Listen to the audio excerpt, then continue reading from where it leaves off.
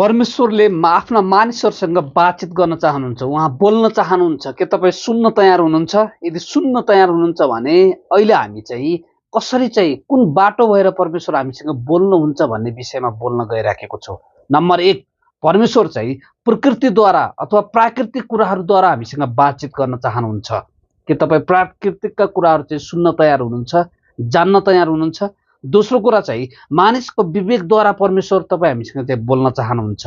तेस्रो कुरा चाहिँ उहाँको व्यवस्था अर्थात् वचन बाइबलद्वारा पनि उहाँ हामीसँग बोल्न चाहनुहुन्छ। त्यसै गरी अगमवक्ताद्वारा पनि परमेश्वर हामीसँग बोल्न चाहनुहुन्छ। त्यसको साथसाथै उहाँ चाहिँ सपनाहरूद्वारा पनि हामीसँग बोल्न चाहनुहुन्छ। चिन्ह, आश्चर्यकर्म, चमत्कारद्वारा पनि परमेश्वर हामीसँग बोल्न चाहनुहुन्छ। के तपाईँ सुन्न तयार हुनुहुन्छ? यदि तपाईँ सुन्न तयार हुनुहुन्छ भने यी माध्यमबाट परमेश्वर हामीसँग बोल्नुहुन्छ। धन्यवाद।